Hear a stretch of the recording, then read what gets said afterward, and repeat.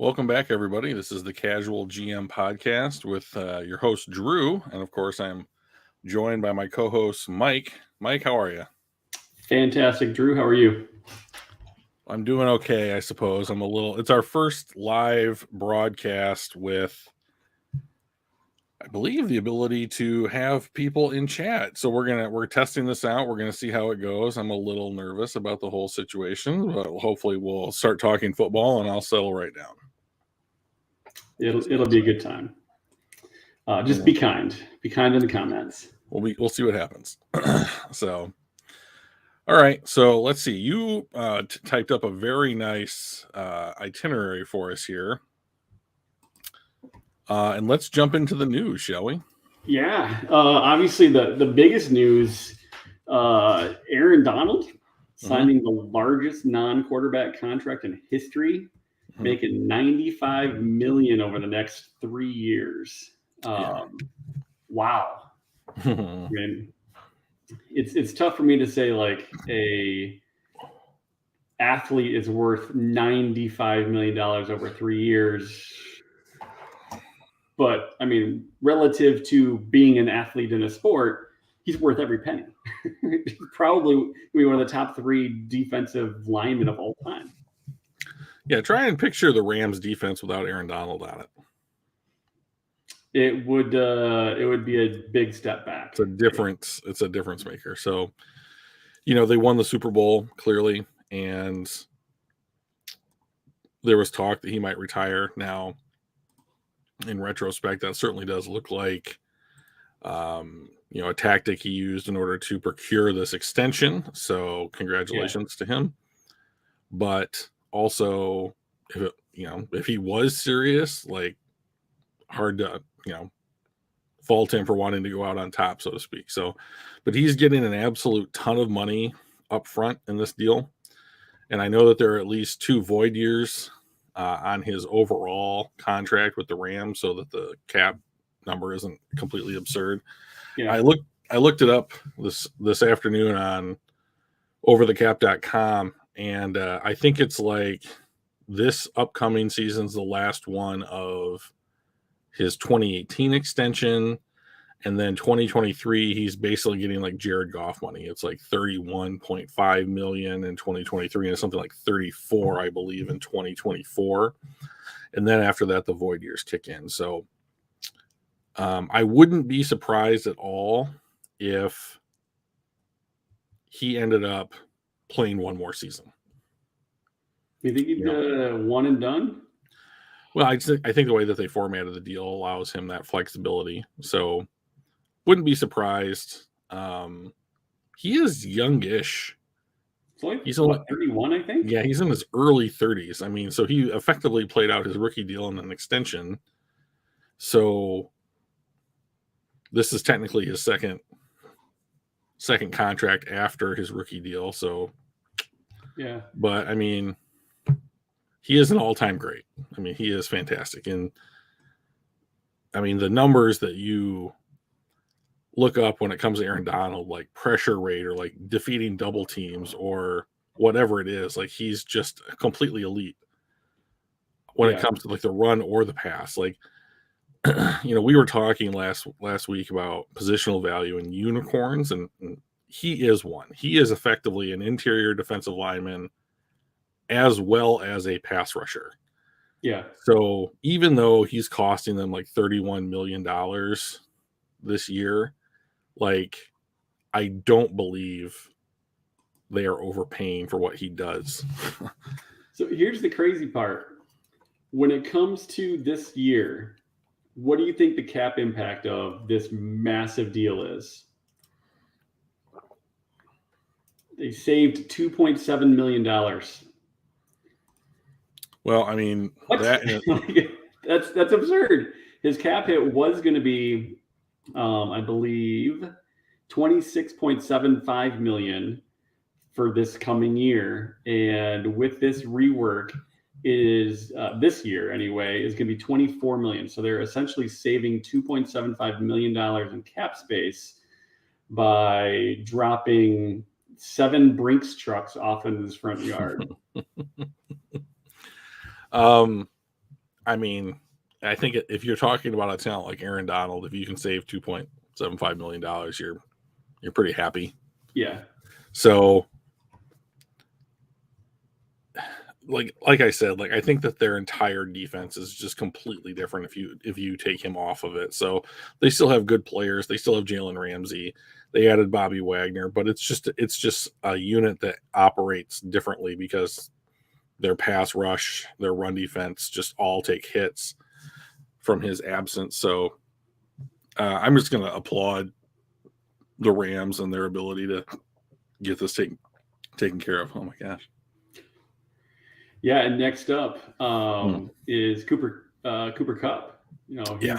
He's ready for an extension, and I do appreciate his path toward an extension where he's like, I want a deal that makes sense for everyone. He's not looking to be the market setter, which after last year's just statistically dominant season, he absolutely could be making the Devontae Adams $30-ish million a year if he wanted to. But I think he also wants to make sure that they have a solid team and can continue to compete while still making as much bank as he can. I don't think it's going to be the Aaron Donald. I want to set a record for a non-quarterback. I want to be the highest paid non-quarterback in history. I think he's going to be a little bit more down to earth in that regard, but they'll have to figure out a way to get him signed too, because their offense looks totally different without him,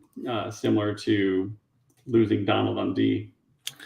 Well, the Rams, a big chunk of the Rams' philosophy is have elite players at certain positions and then supplement those players with, not one-trick ponies, but people who are, let's say, more specialized in certain roles. Role players. Yeah, exactly. So, like, he's great, but I would expect that he would be somewhere more in, like, the A.J. Brown or Tyreek Hill. I mean, Tyreek Hill's contract was, they said, like, around 30, but, like, it's in actuality, it's like 25. So, like, I think that's somewhere between 20 and 25 is probably appropriate for Cooper Kupp. He's considering that he was a third-round pick. That's amazing. Yeah. So he did have an absolutely phenomenal year last year, and he certainly could use that to leverage a big extension out of the Rams if he wants to give them a discount so the team can keep winning. His choice. Yeah. He's it's still a business. Right. Yeah, he's going to get paid though. So yeah, that'll be interesting. The other kind of latest news, kind of quick hits I had, Romeo Cornell announces his retirement after 50 years in coaching. It's just crazy. 6 Super Bowl. I mean, he coached on 6 Super Bowl championship teams, coordinators, head coach, like 50 years. That's a long time. I feel old and I'm 45 and he's been coaching since before I was born. So yeah, I'm not 50 yet myself. So I mean, like, if there's anybody that's earned like the ability to like sit on a beach and drink a drink with an umbrella in it through a straw, I think it's probably Romeo Cornell, right? So yeah, good for him. Excellent career, well-deserved retirement. So yeah, tip of the hat. Deshaun Watson, always in the news, 24th lawsuit. And then just kind of the latest thing that I had read was a report exposing the Houston Texans for aiding him in getting massages, set him up with a membership at some fancy, place, and provided non-disclosure agreements for him to provide to his masseuses. Masseuses? Masseur? I don't know. Yeah. So that's, if that all is true, even Houston, I mean, he's going to have a tough time seeing the field, I think, just as these kinds of things keep happening. But Houston as a organization is going to feel some burn on this one, I think. So I don't think there's probably anything wrong with him. Like, if the Houston Texans were like, we're going to help you get like entrance into this exclusive spa in Texas or whatever, like, I don't think there's anything wrong with that. if it was found that they were providing him with non-disclosure agreements for the people that gave him massages because they knew that he was going to pressure them to have sex or perform some kind of sexual act on him, I would imagine that the league comes down probably harder on the Texans than they do on Deshaun Watson, in all honesty. Like, I having followed this story for a while now, I just feel like he's going to get about 8 games. I don't know that he's ever been in trouble with the league before. He might have been popped for marijuana once when he was coming out of Clemson. I don't remember off the top of my head, but I mean, like, certainly nothing like this, Yeah. So I would be hard pressed. And plus, like, even if he doesn't play this year, the Browns are only out $1 million. So everyone's insulated themselves in this, and like, I mean, this is a civil suit, right? So he can't get jail time. So this is really about money, right? And it's about money and then playing time. Right. So we're going to, at least from his perspective. So we're going to see, what comes down. I wish that it would happen sooner rather than later. Yeah. I'm sure Baker Mayfield would as well, because he's just dangling in the wind at this point. It's the opportunity to just show people that you're worth acquiring and that they want you. Because, I mean, obviously his long-term future is not in Cleveland.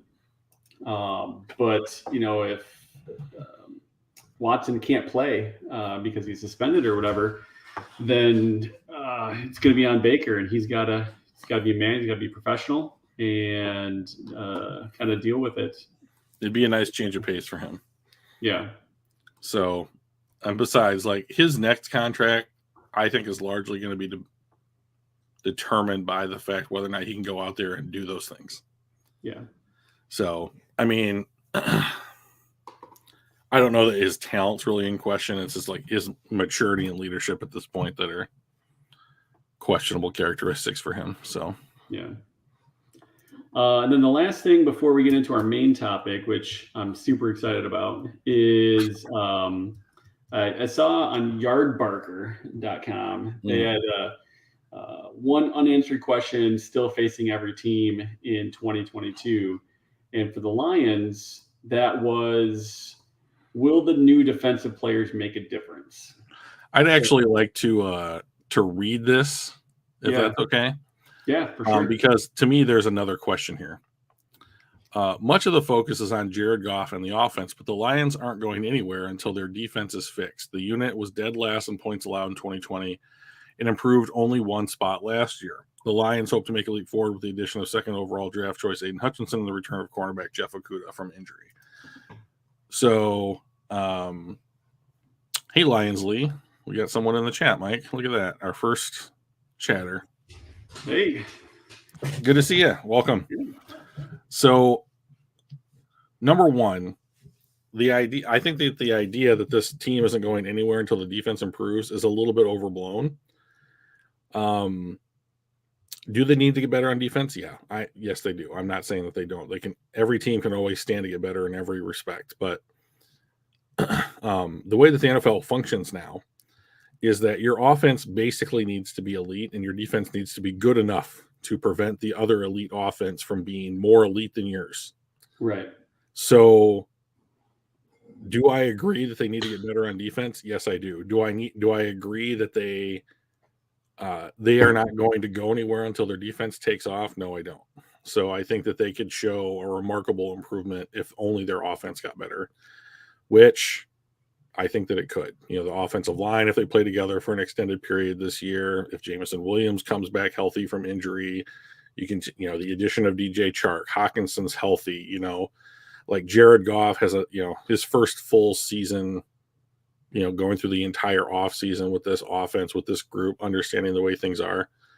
So all of that, like, to me, the season's going to come down to Jared Goff and how well he plays. So I think that they did get better on defense. I think Hutchinson, Pascal, Joseph, even Malcolm Rodriguez, I think are all probably going to play, I don't know about significant, but like important roles on defense. And like, I'm interested to see what it looks like. I think that they will get better just because I think that they drafted good overall players, maybe not Bosa's or Ed Reed's or what have you, but like good players that are going to contribute to winning. And so I'm looking forward to them getting better. Plus, like they are playing just a bunch of easy teams.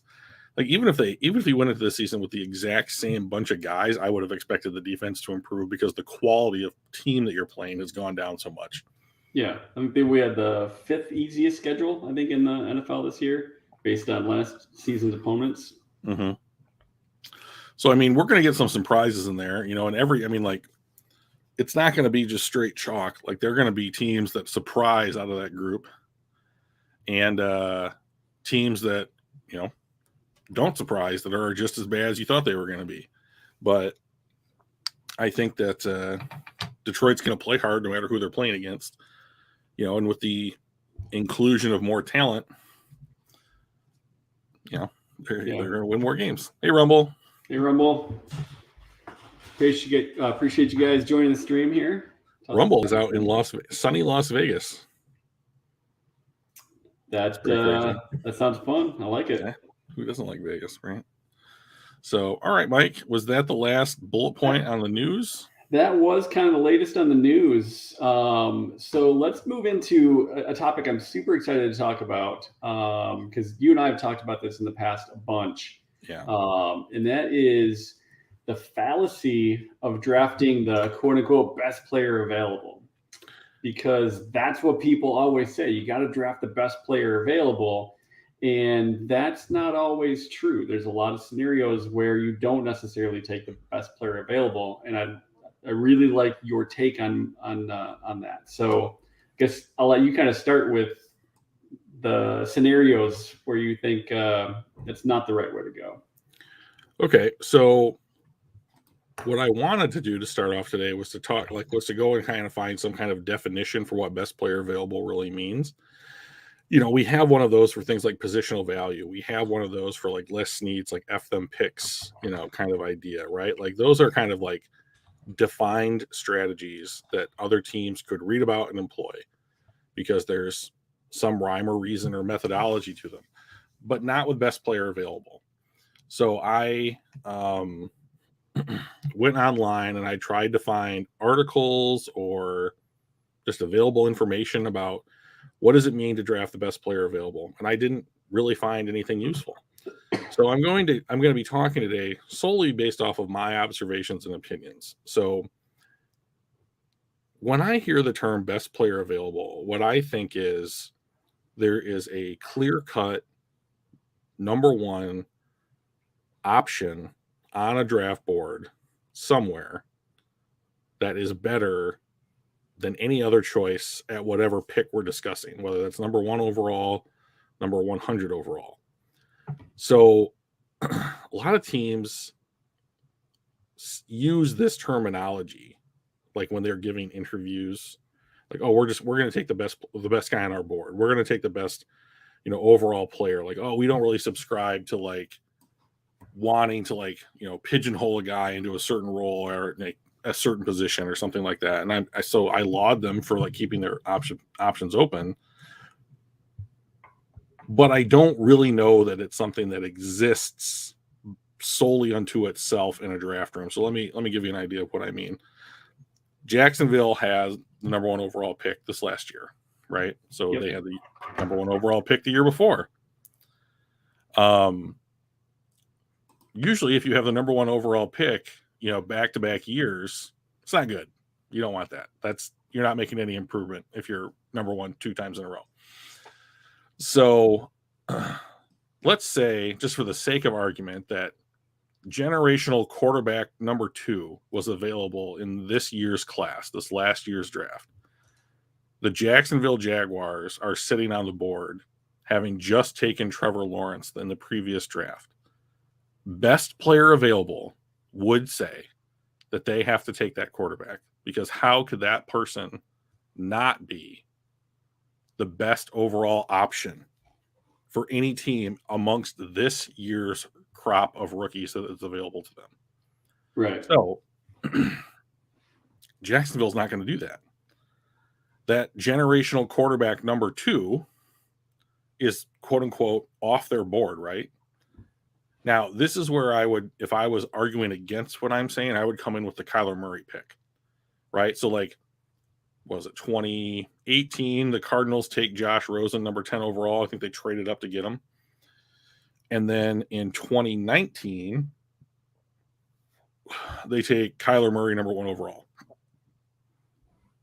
I think in that particular set of circumstances, the Cardinals did two things. They knew that Kyler Murray was better than Josh Rosen, and so it was an upgrade.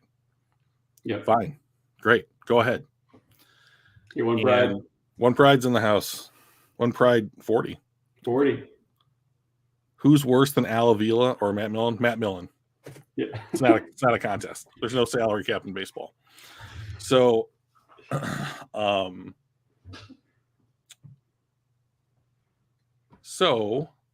the Cardinals upgraded by drafting a quarterback second year in a row. If the Jaguars had a second generational talent, unless that dude's the second coming of like Peyton Manning or John Elway or somebody, they're not. So the best player available approach is not applicable to them because position always matters when you are discussing who you are going to take in a draft class. So in this case, in our example, the Jaguars take a player off their board because he's redundant at a position that they have already settled on. Yep. They're committed to Trevor Lawrence. So that doesn't work. So in this last class, what you saw is that they took Trayvon Walker. He's an edge rusher. So now we haven't really ever seen anybody like Trayvon Walker as far as like his build and like how he was used in college succeed having been drafted number 1 overall. So we'll have to see what they develop him into. I happen to think that Trent Baalke will be fired before he's off his first contract, but we'll have to just wait and see, I suppose. And to your point, Lions Lee even mentions, I think most teams say that they have a best player available on quote unquote their board, right? So this is something like he brings up a very good point here. So a lot of teams will run their boards or the players that they are willing to draft very different. Like, I don't know this because I'm not in those war rooms, but like from what I have gleaned in interviews that I've watched, it's pretty well established that how a team sets up their draft board not only can vary wildly in like the format of that board, but in like what players end up in that board. So like there's something like a vertical board, right? So if you were just to rank every prospect by their overall, like say, let's call it a Madden rating, right? Right. You might say, Kyle Hamilton's number 1 on the board, Tyler Linderbaum's number 2 on the board, Aiden Hutchinson's number 3 on the board, Derek Stingley, Ahmad Gardner, on and on and on. And you would rank every available prospect that's in the draft that year. And then there's a horizontal board, which would be something like, we are going to list all the different position groups across the team from quarterback to punter. And we are going to say, these are the guys that we're willing to pick amongst these different position groups. And these are the order that we would rank them by their position, right? So, and some teams have like weird combination boards that I can't even possibly describe. It's just a crazy thing. So he's right. When we're talking about best player available, what's not said in that moniker is that by the team that's currently on the draft board, who's currently drafting, making the selection. I agree, but I do think that there's a little bit of a difference too, because there's also, and we talked a little bit about it in the first episode, about the positions of value, right? Sure. Kyle Hamilton's a great example. Like he could be right at the top of that. You talked about like every position would have its own row, and he's at the top of the safety position. He's also near the top of like athletic ability, but he plays safety, and that's not going to be number 1, number 2, number 3 overall. So You do have this mix between position of need, position of value at the draft pick that you're doing. Is kind of that Venn diagram, that center area that you want to find the best one in there. So that best available is really the best available in that Venn diagram.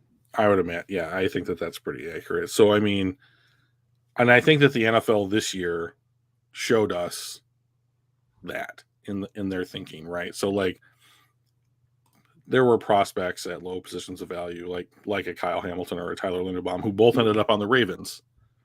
So let's talk about that really quickly. So the outlets who I read their work, their content, and consume that, everyone loves what the Ravens did. Loved it. I have not heard one outlet say, "Boy, the Ravens did a poor job by A, B, or C." But they got Kyle Hamilton at 14, and this is what they do.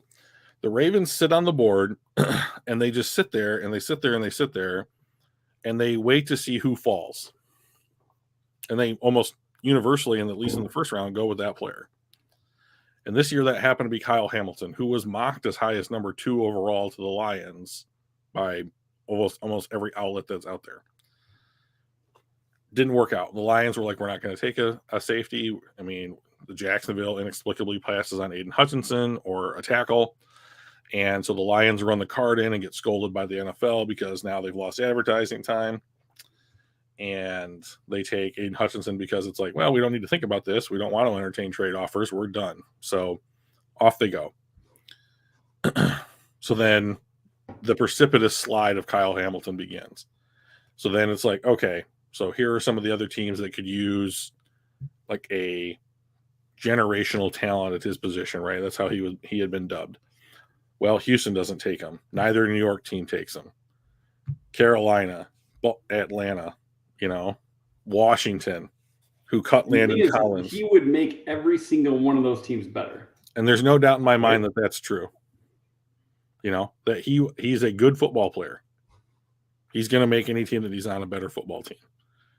But the teams 1 through 13, for whatever reason, however highly he ranked as being the best player in the draft, by whatever metric that means, didn't agree with it. And he falls all the way to Baltimore. And Baltimore's like, well, we just signed Marcus Williams, and we have, I think it's Chuck Clark at safety, but we're going to take Kyle Hamilton because he's sitting there, and we would rather have, the safety position locked up for the next 5 years with 2 studs than not, And so then they trade Marquise Brown to Arizona, and they pick up like the 23rd pick. And then I believe they trade back a couple spots. And around 25 or 26, Tyler Linderbaum's still on the board. Now Baltimore is known as an aggressive man-blocking power scheme. And if you look at some of the offensive linemen they've drafted over the last 3 or 4 years, they're just huge individuals. Tyre Williams, Bozeman, some of these guys. And here is not puny, but little Tyler Linderbaum, just over 300 pounds. Had to scrimp and save to get all that weight on his frame. But one of the best technicians you've ever seen. Yeah. When it comes to being a center. And he is if you had to design like a pulling center, in the, we get 8 dubs, 8 wins. No. I mean, maybe doesn't. They're going to get the number of wins they get, and I'm going to be either happy or unhappy with it. But it's going to be how they get those wins it's going to be interesting to me. So, to answer one pride, yeah, I think we do. Yeah, Mike's the eternal optimist. He's got. I am the eternal optimist. He's got subscriptions. He's playoffs, baby. Super Bowl. Yeah, I think with the schedule as bad as it is, I mean, we did it in a podcast, and we went through the schedule game by game, and I think we determined that 9.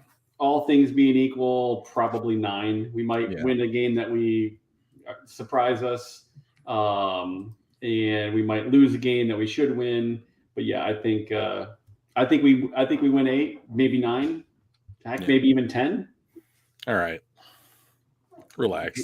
Don't get too crazy. Too much hopium over here. So, so they walk out of the first round with Kyle Hamilton and Tyler Linderbaum, and those are 2 low value positions. And but everybody loves the fact about where they got them.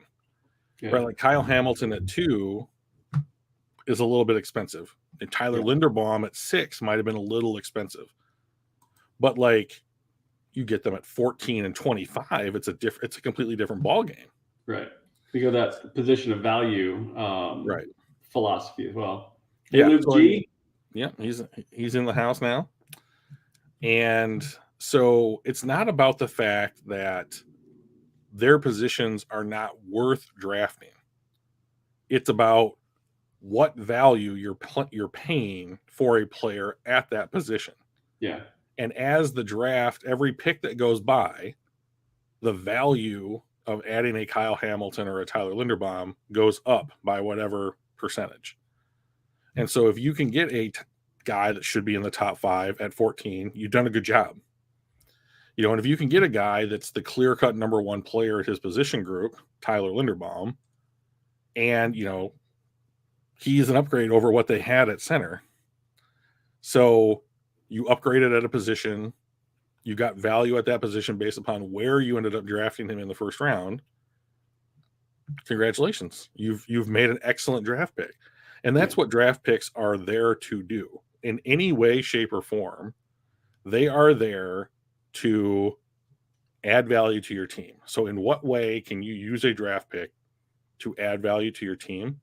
So while if you're looking at how the Ravens drafted from a lens of positional value, they didn't do a very good job. Right. But if you're looking at it through the lens of how they use their draft picks to add valuable players to the team, they did an excellent job. Now, would you say the same thing if they picked I mean, obviously he's retired now, but if they picked Jason Hanson with that 24th or 25th pick, and he is he's the best kicker in the draft. He's going to solidify your kicking game for 2 decades. No, you still have the same answer? No. So I'll be real clear about this. Like there are positions in football, and then there are positions like punter and kicker, which are long like every time I play fantasy football, you take your defense and your kicker last, because with defenses in fantasy, the thing that makes a defense score points well is their ability to get turnovers. And there is no rhyme or reason, and there is no common thread about, how a team acquires turnovers each from a year-to-year basis. Yeah. It's a crapshoot. And so because of that, it doesn't really matter. Now you can kind of hedge your bets and be like, well, the Rams have Aaron Donald and Jalen Ramsey. They're more likely to get, A, B, and C than other teams that don't have that. But like the Lions a couple of years, I mean, I don't know how many years ago it was now, but like they had one year they had the number 3 overall defense, and go look at their turnover margin. Yeah. Right. 2014. Right. The 1 year. 8-9 years ago. Right. And so like, I would be surprised. I would say it's likely that their turnover margin or turnover differential was the highest in 2014 that was in their favor of any year plus or minus 3 years on either side of that. Yeah. So when you can get turnovers, your defense is going to be rated extremely high, and doesn't matter by who it is. So you don't need to invest in that. And with a kicker, it's kind of the same thing. Like they've changed the rules for kickers. It's not as an automatic a position as a kicker. Like you still want to, like you would rather rely on things like consistency out of a kicker than you would say just like their ability to hit a deep field goal or something to that effect. So my point is with the special teams positions, if it was me, 6th, 7th round pick, you can start to think about using on a guy, but mostly I would just invite a bunch of guys to come in for camp battles. I mean, you're going to carry one of them each. I mean, it's just not a position. Like when Oakland did it and they drafted Janikowski, I mean, like he was a good player. He's going to be in their Hall of Fame for sure, and probably the NFL's Hall of Fame. He's not worth a 1st round pick. Yeah, I agree. We kind of, again, goes back to that position of value. And that it's that combination of the, whether you're using the old Jimmy Johnson trade value chart or some of the newer ones, there's value for each of those picks. And because there's also the rookie wage scale, there's also a salary value for each of those picks. Right. And you don't want to necessarily have that the player that you can kind of get. I don't think you can get anywhere, but the player that isn't a dramatic difference. You're talking marginal better, especially for something like long snapper, right? I mean, yeah, there's some great long snappers. We had one that we had for 20 years or whatever. I mean, he was here forever and he was very good. But the difference between him, between him and other long snappers, and the amount of value he adds to the game, like how many, what's the points? Like, are we plus a point or minus a point when it comes to like what we're giving up or what we're scoring? It's really low. It's really low for some of these positions, and you have to take that in consideration at those picks, especially in the first round. Yeah. So one thing that I want to talk about, and I'd like to dedicate an entire episode to this at some point, is the idea of accessibility by position. So, like, for example, it's almost impossible that you see like let's use Rashawn Slater or like Penei Sewell for an example. Those guys are not going to come off of their rookie contracts and end up on the open market where teams can just bid on their services, right? Yeah. They're going to get franchise tagged. They're going to get extended. They're going to, whatever it takes for the team that drafted them to retain their rights, that's what's going to happen. And this CBA is set up for teams to be able to do that. So the NFL wants teams to be able to retain their rookie talent. So you can't just go out and get a left tackle that's going to lock down, one side of your line, right? Like even Eric Decker, quality tackles like him don't even end up on the market. Like the place that if you what? Taylor Decker. Sorry. Eric Decker. Eric Decker was a wide receiver for the Jets. Yeah, okay, my bad. I'm like, what? Taylor Decker. Yeah, I'm all mixed up right now. So, so like the best place that teams have access to getting quality tackles has been determined to be like you're drafting them in the top 10 or 15 in the first round. Yeah. And if you're not getting them there, you're getting lucky, basically. Like there's no other like hard evidence that suggests that like you can go out and acquire a quality tackle, say in like late round 2. Yeah. Now, to compare and contrast that with something else, like one of these top 5 positions, cornerback is a position where like maybe not top 5 market talents, but like top 15 to 20 talents end up on the open market. Usually, like if you are somebody like, let's use Darius Williams, who was the number 2 across from Jalen Ramsey for a while in Los Angeles, and then he hits the open market, they have to make a decision that says, we just don't have the money to give you like what you're worth, essentially. And he gets $11 million a year over 3 years from Jacksonville. So that's a quality starting cornerback that hit the open market right near his prime. And he's going to get a second contract from a new team.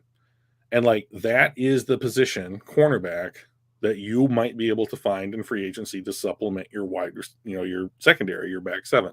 So wide receiver is the other one. Yeah. I'm really having trouble talking right now.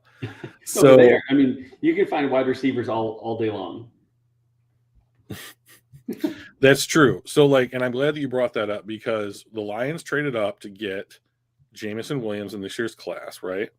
So normally I would say if it was for any other receiver in this class, I might have had a problem with it. But what differentiates Jamison Williams to me amongst this year's class of wide receivers is that he has absolutely unmatchable speed. Yep. It is a trait unique amongst even elite wide receivers. So you traded up to get that trait. Hey, Dan. Hey, Dan. How's it going? Thanks for joining. Yes, thank you. Appreciate that. So otherwise, I would have said stick at 32, see how the board falls. And like, if you wanted a wide receiver, then like take a Sky Moore, take a, if he was there like a George Pickens or somebody who was kind of the guy that everyone thought would be there. So he ended up going to Pittsburgh or whatever. So they have another good young wide receiver. Luke's giving you crap. I know he is. I'm ignoring it. What did Williams run in the 40? I don't know what he ran on the 40. He didn't. He's hurt. Right. So all I have to go off of is his game tape and him burning like SEC corners, which litter the NFL landscape. So, yeah. He'll come around on him. It'll just take some time, him catching touchdowns and clowning other people. So you're too old to say clowning. I'm just gonna throw that. Am I?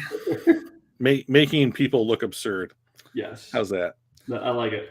Okay, cool. So, like in that particular instance, like that trade up, I was okay with it for two reasons. A, they're acquiring like an elite trait in his speed, but they also comparatively to what they traded to Minnesota, they didn't give up much. So I don't really have a problem with it because it's as far as like equitable trades up into the top 15 goes, it's as close to an equitable trade as you're going to see, depending on what draft chart you're using. So if you're using the Jimmy Johnson model, the Lions actually come out ahead on it, which is just ridiculous. Yeah. Now I don't use that chart, so I'm not going to use it for the basis of my opinion. So I use over the caps chart, in which case the Lions gave up what amounted to a 5th round pick in order to move up to take that player. That's ridiculously fair. Yeah. So, I'm going to give the Lions, a thumbs up for that move because they weren't going to get Jameson Williams at 32? Right. But like the point was, you take a 32 and some random 5th that you don't know how it's going to work out to get a Jameson Williams. Probably, yeah. Probably. Look at every one of our 5th round draft picks in the past, and would you give up that 32 and that 5th round pick for Williams? And I would say yes, pretty much every time. I mean, I'm sure you can find 5th round picks that you would be like, I'd rather stick with this guy or whatever, but like not the Lions 5th round picks. No, not well. I mean, like we've had terrible GMs for the last, however, tick them off by decade, basically. But like, the majority average 5th round pick, absolutely you would. So I was happy with what they did there. That the way that Brad Holmes has drafted since he has arrived in Detroit, I would say more closely fits that with someone who adheres to a positional value point of view as like a determining factor in their decision making than say a best player available. But here's the thing about best player available that just drives me nuts is that it's the absolute best water cooler philosophy to use. Yeah. Like if you want to sound smart and you're just talking sports like at work or like your boss or your coworkers or whatever, and you're like, I don't know, I just think they're going to take the best guy on the board for them at the, whatever pick they draft. And I'm like, well, goddamn, that is some amazing logic, random coworker. Thanks. I think you're right. But it's exceptionally easy to understand, right? Yeah. So like anybody who consumes anything, if they don't immediately get it, they're probably not going to like it. And like, if you say positional value, the first thing I think of is what does that mean? Yeah. But like, to me, that is the doorway. That's the gateway drug for me to figure out like what's going on here. Yeah. But if you say the term best player available, the meaning is in the name. You don't need an additional thought to understand what that philosophy is trying to convey. And yet it's also incredibly vague. Yeah, it is. Right? Because is it Kyle Hamilton at 1 because he is the most athletic talent at his position? Or is that Kyle Hamilton at 14 because his position doesn't warrant the $10 million a year number 1 overall salary? Right. So yeah, it's incredibly easy to grok, easy to understand, and yet also is vague enough where you're just always right. Yeah, I mean, it's the best part. So I mean, the thing that you have to do is I was over at your house and you were hosting our watching the draft this year, which was awesome. And we're gonna live stream that next year. Look, it'll be a thing. Oh my god, it's gonna be so fun. Right, it'll be fun. I can't imagine anybody would watch us watching the draft, but hey, why not?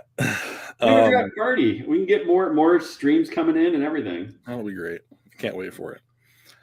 So like the Jaguars, they took Trayvon Walker, right? They think that Trayvon Walker is the best player in this year's class, bar none, for any reason, right? So like you could very easily make the argument that they took not only the best player available, but they also took one at a position of great value, being edge rusher.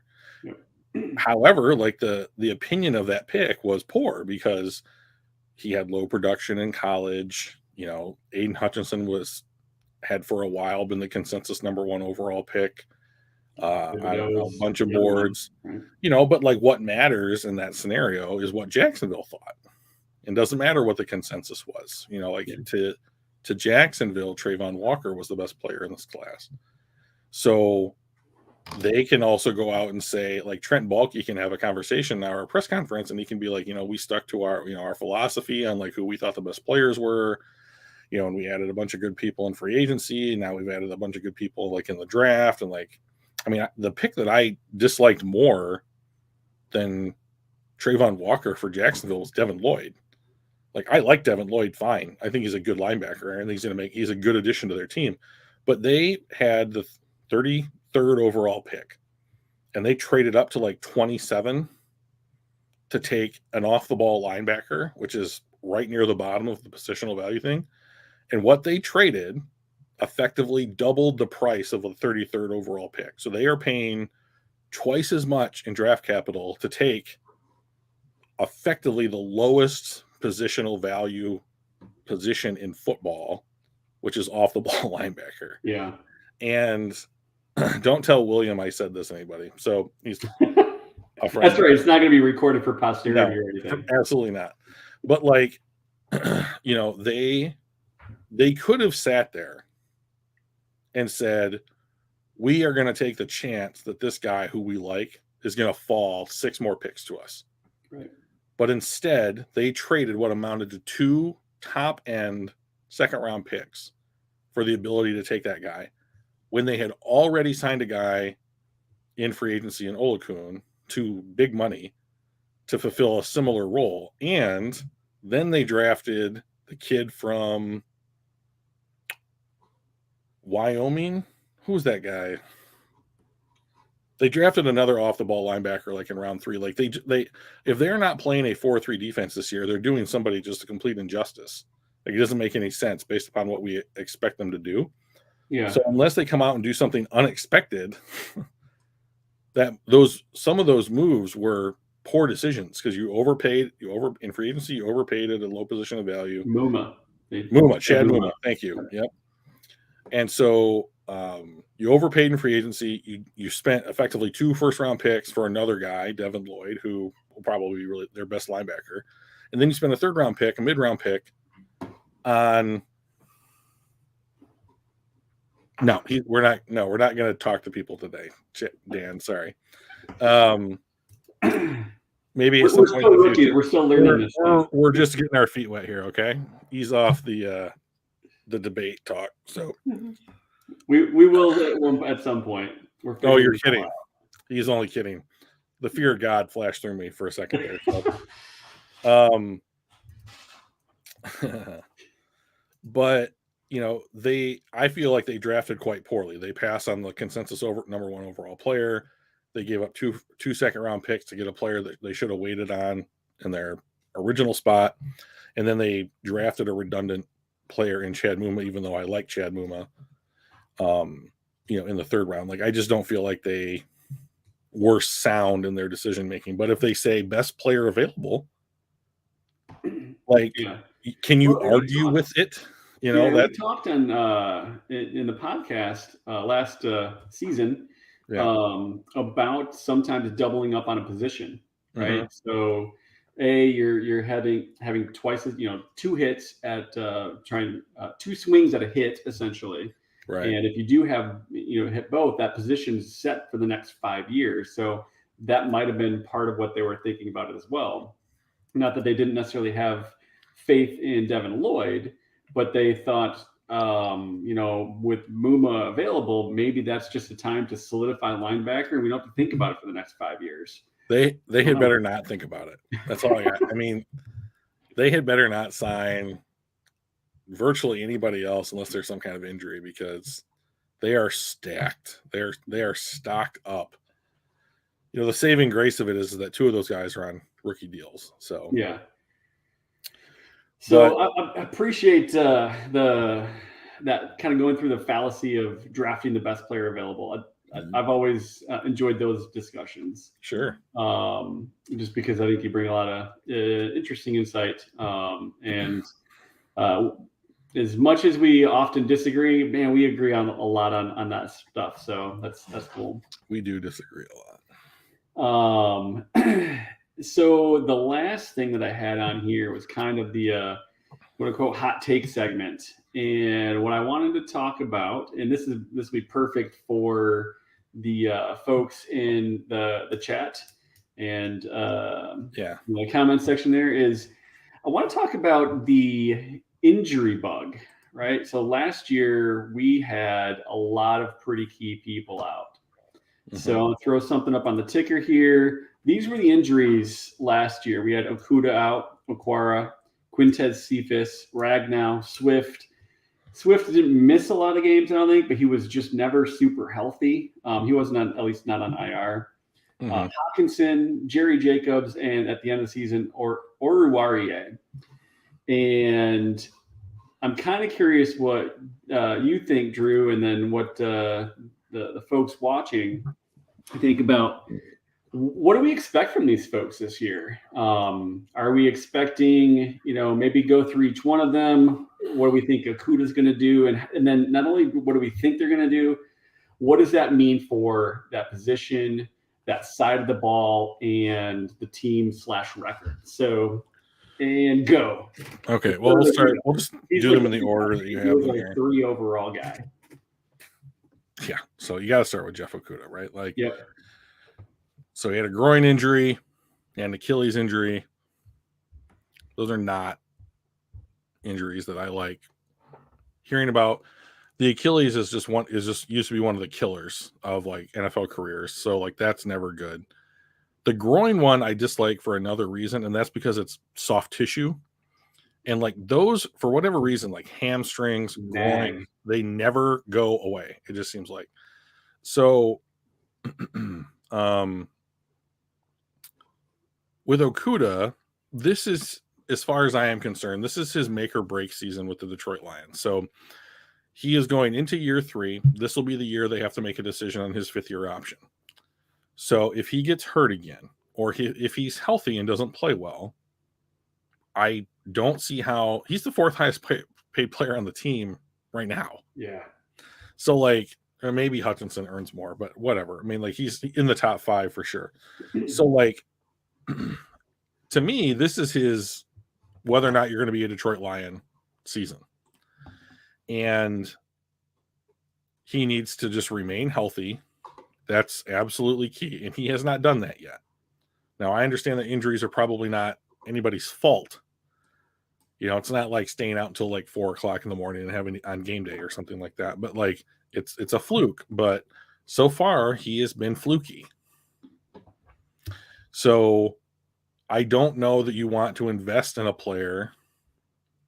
Right. Good. He needs that. So I don't know that I would be willing to invest the kind of money at his position for a top 5 pick, even if he hasn't played well or been on the field, if I only have one season to go off of. If he plays well, so I need him to be better than average and just exemplify what the Lions are trying to put on the field nowadays, I could think that you could make an option for picking up his 5th year, but like he would need to have a good year 3 and a good year 4 to get some kind of contract that states like he's going to be in the 18 to $20 million range. Yeah. So, and I don't know that I want him on the team at all if he's going to be worth less than that. So like if he's like a $15 million a year corner, I don't know that I want him. Like we might be able to go out and draft or acquire a different cornerback for that kind of investment. And like, we can let Jeff Okudah go. And if he signs a deal somewhere else, then it's a comp pick maybe. And like, you have all these other things that I want to talk about at some point with the Lions. But Jeff Okudah needs to be healthy first. And then I want to grade his play second after that. Yeah. But I'm sharing my screen here. We've got this is the Pro Football Reference looking at our injuries from last year. Yeah. And good God, there's a lot of red. And the worst part is these are critical people. Cephas, we didn't have a super talented wide receiver room last year anyway. So it did kind of set Goff up for not as much success as he could have had. But then having a guy like Cephas go down didn't help at all. Deshaun Hand was out for much of the season. Melifanu was out. Okudah was out the entire season. Okwara, there's a reason why we were 31st in the NFL on defense last year. And all of those names are big pieces why. And on offense, Ragnow was out. Yeah. Swift was questionable a lot, which means he was nagging injuries and all that. Mm-hmm. It was a mess. It was a mess, and this is one of what you're pointing out to me right now just screams this is why you need to have good depth. Oh yeah, for sure. This is why you take multiple players in the draft at the same position. This is why you invest in like positional value, because like there are key positions you simply can't afford to not be good at. Yeah. So like Deandre Swift is like questionable a bunch of games, right? And then like you get like a Craig Reynolds who comes in and just busts his ass. Yep. And he didn't invest anything in Craig Reynolds. So some of these things are replaceable, some aren't. Like the thing about like the injuries last year and like this chart is that like there was Tyrell Williams and Brashad Perriman too on the wide receiving core, and those were our top two guys heading into the season. Yeah. And they didn't play one game, either one of them. So put the stream thing back up. What happened? Well, I took it down. I was going to pop up some other comments. Do you want me to stream that across? Yeah, no, we can do the comments. Go ahead. I'm sure everybody wants to get their opinions in. Yeah. We were smart. Someone would talk about drafting Walker. So Dan was saying, I'm glad the Jags are the Jags instead of drafting Hutchinson. And then One Pride said that we probably would have drafted Walker. And then Dan, we essentially did, but we were smart and waited until the second round. Right. Pascal. Right. Yep. Yeah. And like, so, that's another good point. Like some of these guys, probably it's an exercise that you should do with all of these players is you could say like, what is the difference between drafting Trayvon Walker at say 2 overall and Josh Pascal at 46? Right. Like, I know that there is a difference, but do I want to pay a premium asset and a number 2 overall pick for the upside over a Josh Pascal that I got at 46? Probably not. Yeah. So Romeo Okwara, I don't have a very high opinion of him. I think that like if you wanted a dude in the NFL that's going to string 4 games together, that's going to get him another contract, it's Romeo Okwara. If Aiden Hutchinson turns out to be like a talented pass rusher and he's like at least like drawing attention and like opening up like one-on-ones for Okwara might have a really good season. I just don't think that he is a starting caliber pass rusher for any other team. I should say a playoff team in the NFL. Yeah. Like he's something that I think you can upgrade over. And to be honest, I wouldn't be surprised if Pascal took his job at some point. So, and like, to be honest, like if the Lions have a bad season and they go into next year's draft and like they're sitting there on the board and Will Anderson's there, if the quarterbacks are off the board and Will Anderson's there and you're looking at like, would I rather have Will Anderson or Romeo Okwara? Sorry, Romeo. Cool name. Bye. Yeah. His contract so outpaces his ability to me. Like, I don't know what Bob Quinn saw him do that warranted $13 million a year. Like, to be honest, like, if the Lions are going to keep their cap in good shape, like he's one of the casualties that I think would be gone. So I think that if everything were perfect, they probably won't be drafting high enough for Will Anderson. But like, say Goff gets hurt, they might. So we got to play out the season first. But you're right. Like, there's a very high likelihood they won't be anywhere near Will Anderson in this class. So to move on to Quentin Cephas, he's just a guy. Like, he is just a guy. Like, he'll have a career in the NFL, but he is not somebody that I think deserves the kind of hype. Like, to me, the thing about Quentin Cephas that I think everybody likes is that he wears a Detroit Lions uniform. Like, I don't understand it. Like, even if the best of what we had, he had sure. Drew, you're going to hate the word. It's the P word, potential. Mm-hmm. Yeah, he had potential. He showed some flashes. He did the Romeo Aquara thing. He showed some flashes, and he had potential. End of sentence. I mean, like, that's all you can say about the guy. Stop, right? So you're right. He did, and like, I think something that Amon-Ra St. Brown demonstrated really well last year is if you get snaps, meaningful snaps, game time snaps, and experience, like, you might surprise. Yeah. And maybe that's the case with him. But I just don't have the confidence in him that he will be that player that could warrant a starting spot. To me, he's a backup player. So is Josh Reynolds. So is Khalif Raymond. And so, like, I think that the thing that the receiving core has this year that it didn't have last year is depth. But, like, the depth players are being discussed. Can you actually make your screen bigger, Mike? Yeah, there you go. There you go. So, like, when we re-signed Josh Reynolds and Khalif Raymond and, like, these guys and we brought them back, my thing is, like, you pay him nothing. Like, that's the minimum. $1 million. So, like, that's fine to have him on the roster. Like, there's no problem there, right? Like, my problem with Quentin Cephas is not the fact, like, what you're paying him. It's about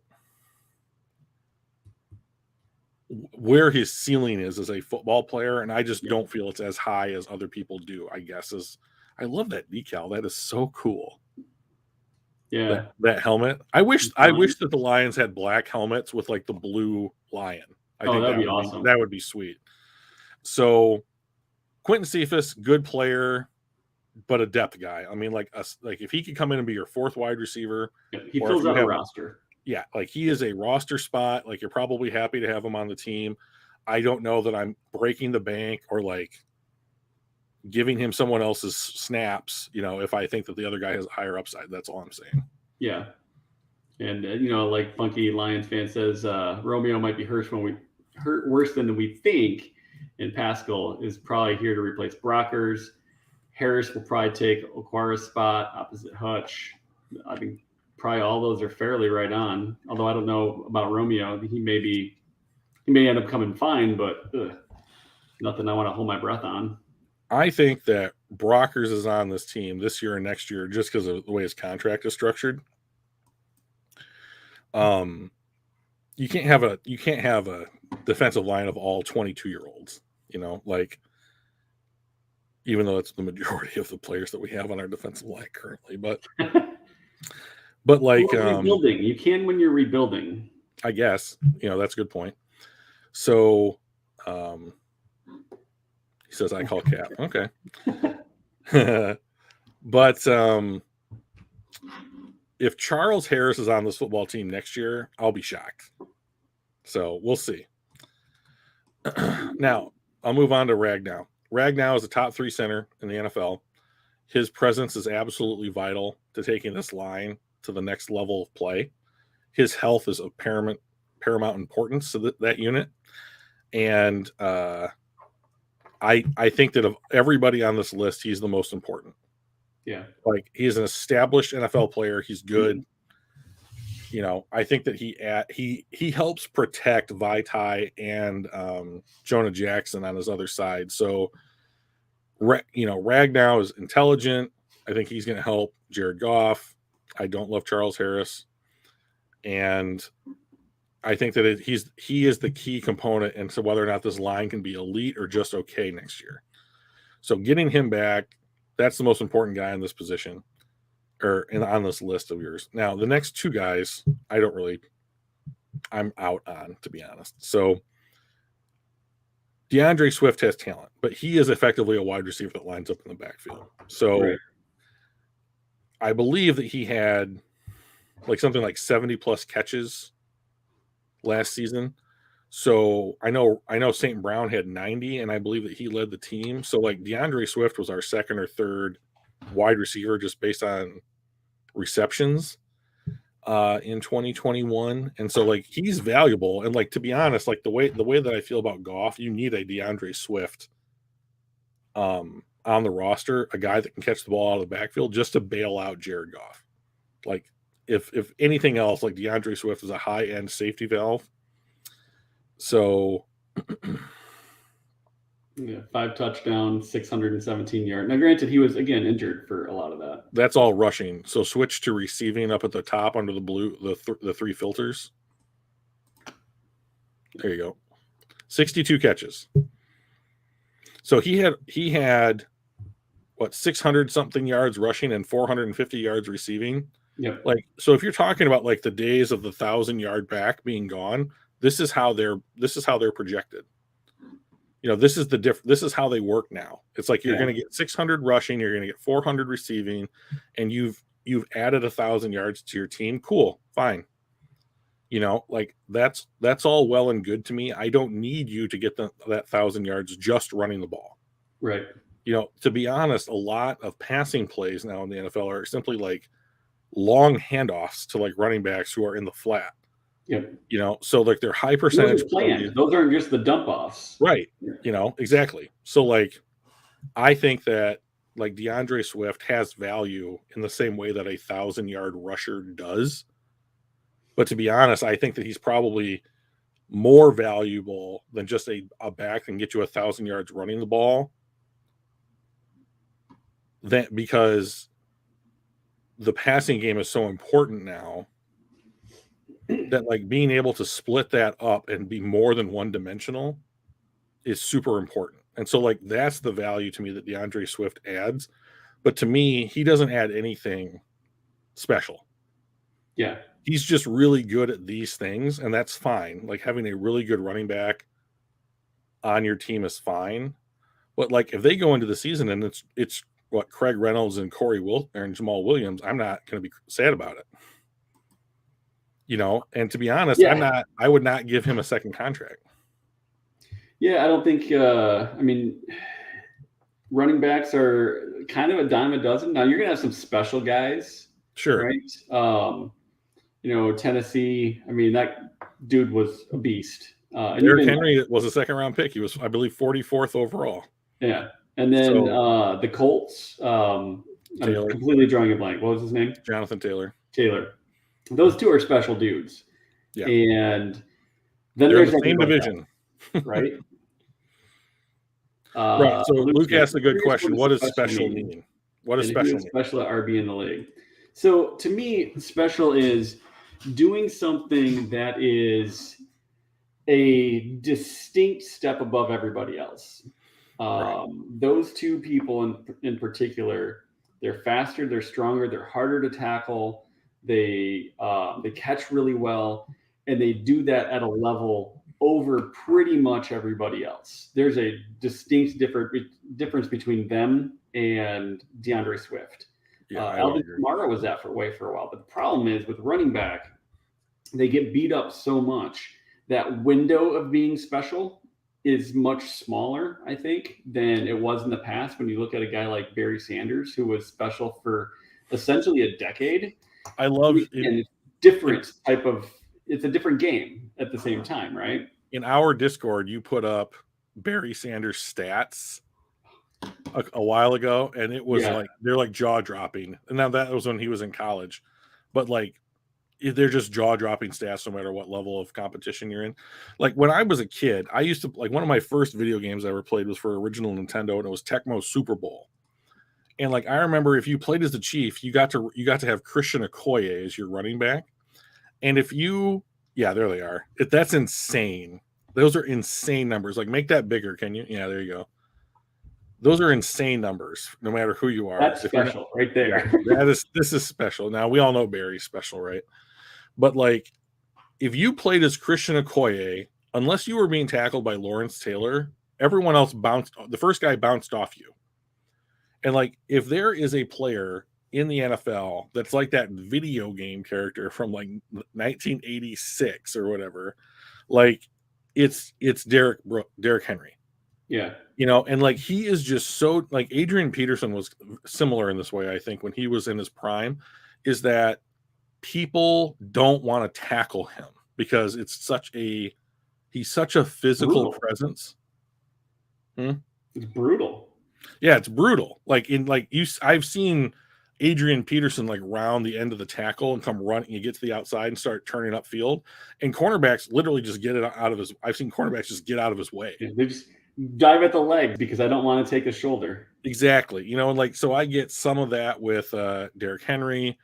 Like, Jonathan Taylor, like, his ability to, like, do one cut and go is just absolutely elite. Like, the only problem I had with Jonathan Taylor in the draft was he fumbled at a very high rate for a college running back. And, like, thus far in the NFL, knock on wood for him, like, he has solved that problem. And so I don't really have any complaints about Jonathan Taylor. Yeah. But, like, based upon what the average going rate for running backs is, which is declining, actually, as far as top 10 money is concerned, over the Luke, no, the special's not based off of college. We were just kind of a little tangent over there to just when we were talking about Barry being special, and he reminded me of this absurd season that he had. I was 6. Funky said, Barry and Thurman Thomas were on the same team in college, and Barry played behind Thomas. Right. And my favorite anecdote about that whole thing was, I think it was Jimmy Johnson when he was coaching at University of Miami. I think he was the guy that said that when he was talking to his players and Barry and Thurman were both, they were playing them, and he said, do not under any circumstances hurt Thurman Thomas because we can't stop his backup, Barry Sanders. And I'm like, mind-boggling, but look at that second column of carries. I mean, like, you just don't see that in the NFL much anymore, right? Like, now it's about touches. Like, you wouldn't see a guy get 37 carries in a game. Like, Derrick Henry might, I suppose, but, like, pick it, like, Devin Singletary is not going to get 37 carries in a game, or something like that. So, like, the average NFL running back has seen, like, their workload, quote unquote, diminish for a number of reasons, whether you want differentiating skill sets, whether it's just you're going to dedicate more plays to the pass than you are to the run. Like, they have seen their position diminish in importance, much like linebacker has, because just the way that the game is changing. So when it comes to Deandre Swift, having him back is a good thing. Having him back healthy is a good thing. Yeah.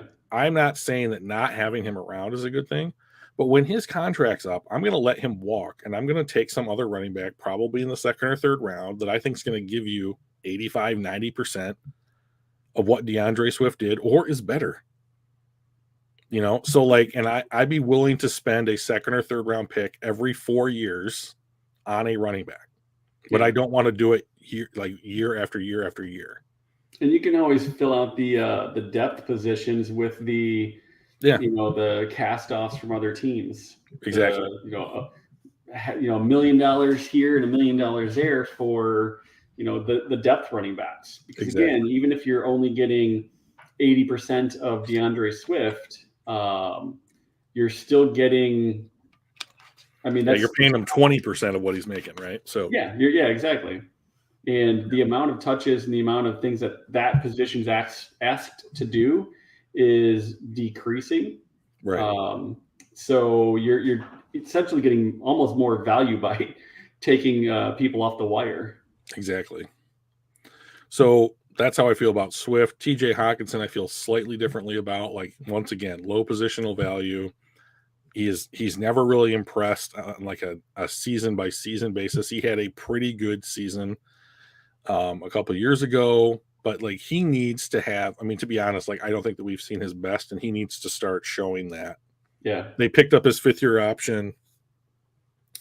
That's still less than what the like franchise tag for a tight end would be, so I'm okay with it.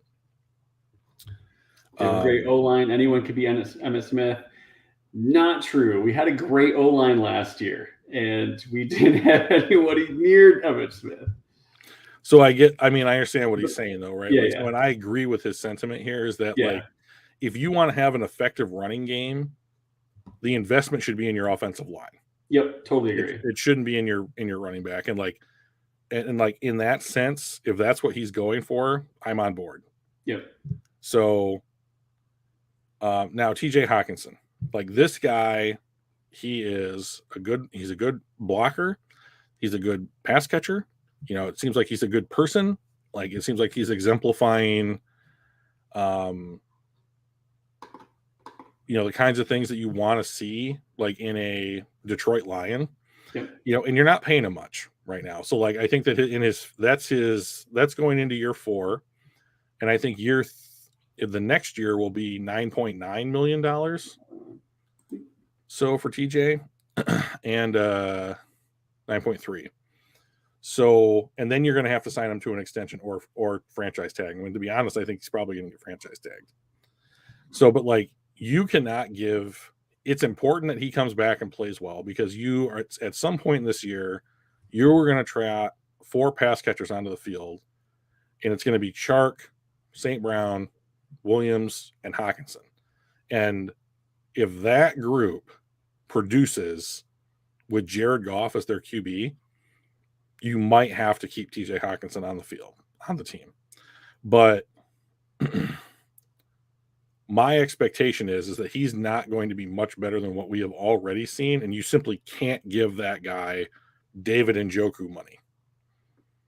$14 million a year. It's just too much. Like you could go out and find like Trey McBride. Was it Trey McBride? I think so. Colorado State. He went to the Cardinals, who have Zach Ertz, who's not nearly as old as TJ, or who's much older than TJ Hockinson. But like without Ragnow on the field, I don't know how you could say it was great. But I mean, they had for the last half of the year they had their bookends on the field, and like Jackson made the Pro Bowl. So I mean, I'd say it was a pretty good offensive line. Yeah. And like Dan said, they were ranked 13 even after the injuries.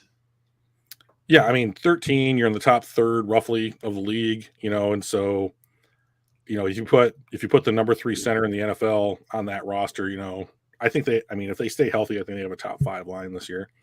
Agreed. But like Hockinson would be important because like he is, you know, if you're going to run like a curl route or send him up the seam or something like that, I think it helps Goff immensely. So I think him being out there to help Goff is the number one thing.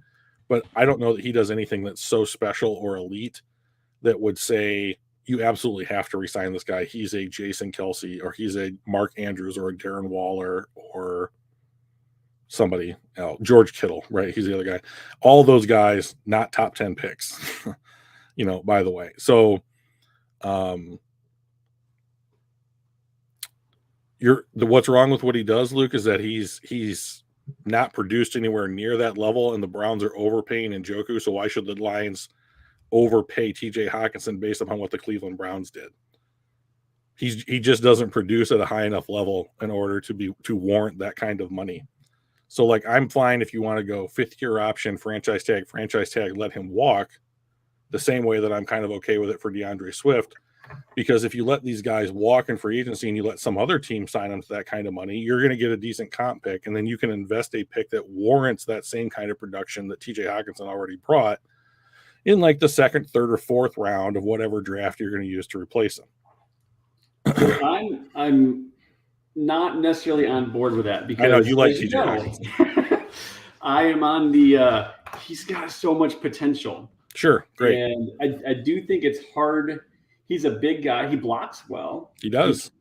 He catches well. Mm-hmm. He just needs to stay healthy. Yes. And that's what I would do. I would try to have his next contract be incentive laden and have it potentially be really big, but you gotta play the games and you gotta put up the stats. So And my philosophy on that would be like, hey, you've been hurt a lot. Like we think you've got a ton of potential. You can do it if we know you can do it. The question is, can you do it? Can you stay healthy to do it? So I think I would say sign this incentive-laden contract. You bet on yourself, because why would you ask us to bet on you if you're not willing to bet on you? so And I we mean, will throw money at you. You just have to play the games and put up the stats, right? so I mean, I would be okay with him getting something like 3 years, $30 million as a base, and like because that's right around tag money. Yeah. And then saying something like, if you wanted to put some incentives in there, like you play 15, 16 games, you're going to get a $1.5 million bonus. Or if you have 65 catches or 800 yards receiving or whatever, you're going to end up getting $1 million here, 500,000 there, 750,000 there, all that kind of stuff. Like that's fine. We still don't have a good tight end. Like we have an average okay tight end. I think that can't stand the field and hasn't lived up to his it hasn't lived up to his hype. Like he's a top 10 pick. You should be getting more out of a player as a top 10 pick, regardless of their position, than what TJ Hockinson has brought to the Detroit Lions. Like this is the sunk cost fallacy, in my opinion. Like you invested a top 10 pick, so therefore everyone thinks he's good. And then you want to reward the thinking that he's good and the hope that he brings to the team by giving him more money, and you're just burning money at that point. Yeah. Like, I don't want the 5th highest paid player on the team to be their tight end. I want that guy to be like a right tackle. Unless it's Travis Kelce. But Travis Kelce warrants that money because he is effectively a wide receiver, a number 1 wide receiver who happens to line up in the slot. Yeah. He is not a tight end. I think he can do it. He just has to show it. Yeah. Right. So, I mean, to me, TJ Hockinson is a valuable player if he lives up to his potential. So is Quentin Cephas. So is Deandre Swift. They haven't, And so to me, it's like ceiling is way lower than Hawkinson's. Oh, I agree. I think that's true. Hawkinson's ceiling is top 5, I think. Ceiling, not where he's at right now. Cephas's ceiling, I think, is a number 3 receiver on a good team. Probably. Yeah. Right. Which you got to have, though. You got to have those number 3 receivers. I'm just not going to pay $18 to $30 million a year for them. Right. Yeah. So, put the players back up, will you? Yeah. We'll finish out this list real quickly. All right. Where was I? Boom.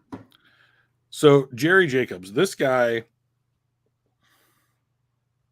I love Jerry Jacobs. UDFA, and comes in, plays way better than anybody expected. Hang on one second. Let me pull up some Jerry Jeudy goodness over here real quick. I got it. No, it's not Jerry Jacobs. What am I doing? I'm thinking of the guy from Denver. Jerry Jacobs. There you are. Mike, all I have to do is share my screen? Yeah, you should be able to, and then I'll just add it to the stream. So who is it? Luke G. What does live up to his potential mean? Like, can you get an example of a top 10 tight end who's living up to his potential? No, you can't, because none of them else. There's been no other top 10 wide tight ends that have been drafted. Like the only one that I can think of is Kyle Pitts, and he was a rookie last year, and so that's not an example I'm going to use. You took him top 10. Come on. Well, he went number 4 overall, but to be honest, I think the Falcons should have taken Jamar Chase.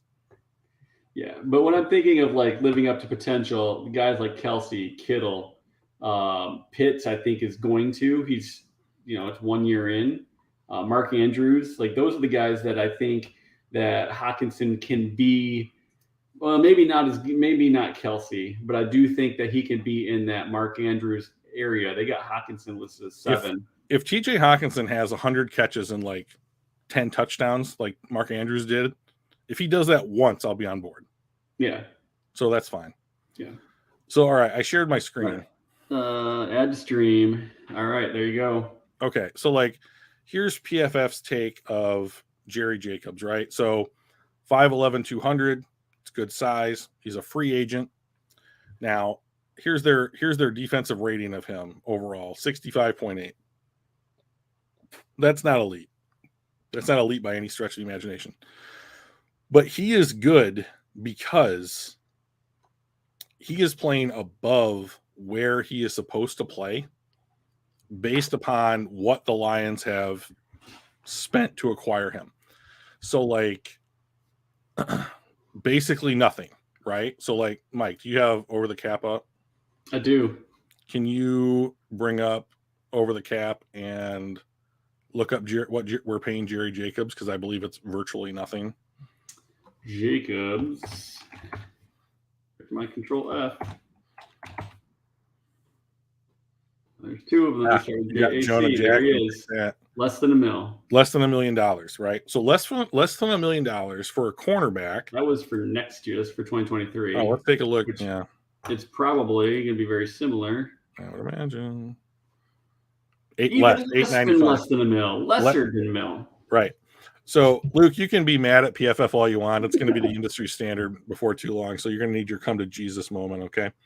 So, like, you're paying this guy less than $1 million this year and less than $1 million next year to effectively be like slightly above the average cornerback in the league, and you didn't have to use a draft pick on him. You basically said, we'll give you $895,000, and you brought that dude off the street. That's a home run. Like, that is a great guy. Like, even if he turns out to be a depth player, that's a home run because of you're investing the absolute minimum you could have possibly have gotten for that player performing that well. So while I think that like the cornerback group that I would trot out for week 1 would be Araraway and Okudah at the outside receiver positions and Mike Hughes in the slot, I then think you have AJ Parker, Jerry Jacobs, Mel Fonwu if he's still playing corner, something like that. Then you have a nice, at least somebody there that you know in AJ Parker and Jerry Jacobs that can come in and play. And like Mel Fonwu is going to get his developmental snaps. I've heard that he's been moved over to he's playing with safeties, at least in like OTAs and that kind of thing. And like, if they want to continue to develop him as a safety, like so much the better, right? Like that position group could use some help as well. So let me stop sharing my screen here. But like bringing Jerry Jacobs back healthy is great. But the guy that I think is probably, I mean, like we have 2 corners on here and I just said they would be my starting corners. So Amani Araraway had his best season as a pro last year, and so like he played well, he had like 6 picks, and so like you're just not expecting to get, that's really high praise. So I hope you mean he's a poor man's Jalen Ramsey. Is that what you mean, Funky? So anyways, like Araraway was like a 5th round pick. He had his best season last year. I think he's a number 2 corner. And like if Okudah comes back and just be like, I mean, there's so few like number 1 corners, but if you can line him up over somebody, the best team's wide receiver, and he can hold his own and like fight and like scrap and that kind of thing, like I think that having Araraway on that team's number 2 wide receiver is a win. Like, because everyone's moving down the ladder a rung or what have you. Like Araraway against Justin Jefferson, I don't like that. Largely because I think Justin Jefferson's probably the 2nd best wide receiver in the entire league. But like if he's going up against Adam Thielen, it's a little bit better matchup for Amani Araraway. So I think that if these corners come back healthy and they just play good football, it's a win. Like I don't need them to be top 10, top 15 corners in the NFL. Like those corners might be down the road as far as this roster is concerned. What? Like getting mellow yellow when you ask for a dude that Right. is brilliant. I love it. Like, to be honest, like I think a lot of roster building is like that. It's like, this isn't exactly what I wanted, but it's close, and Yeah, it's all I'm right. thirsty, It's right? And okay. I need sustenance. I need to drink a little bit. Gosh, that's funny. Yeah. Well done. So the secondary to me feels a little bit more like a shell game. Like, you don't know where these pieces are going to end up. And to be honest, like, I don't mind.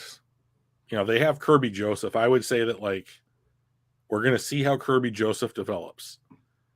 And if he can be a deep safety for you and he can, acclimate to that role, great. We have Tracy Walker for probably 3 years. I mean, like, he's getting paid $24 million, but the way that cap hit breaks down, it's 3 million, 11 million, 10 million. So, like, it only becomes more important to keep him on the roster as the years go by. So, like, it's incredibly backloaded. So, And that can change as we get to end of years and we want to restructure and fill up cap room. And all right, let's move it into signing bonus. yeah, you're right. You can do that. Like, my only problem with, like, restructures is that you're spreading the money out over multiple years. So, like, I think that you could restructure him, but if you're going to restructure him, you're probably cutting him. Yeah. Like the next season after the restructure. Yeah. Good. Right. David, if Okudah comes back and actually shows improvement after extended exposure to Pleasant, because Pleasant, he's a damn good coach. Yeah. He could literally turn us into getting an extra first-round pick this year. And that's right. Like, I mean, when has Jeff Okudah been on this roster and played like the investment that the Lions made in him? Yeah. He never has. So he's right. So, like, if Okudah comes back and he plays, maybe not up to the number 3 overall pick, but if he plays like you would expect a first-round corner to play, then good. It's I mean, the Lions effectively got another draft pick in the first round that is adding to the team this year. Yeah. The reason why I wanted this kind of be our final segment to talk about this, because these are all very key players, and having them back healthy. Now, granted, we're not going to be healthy throughout the entire year. We're going to have people go down. It's going to be next man up, just like every other team.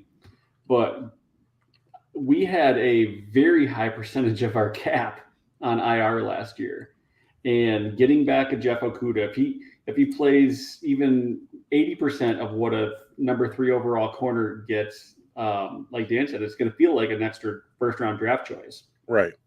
If Okwara comes back and can do well on the other side of Hutchinson,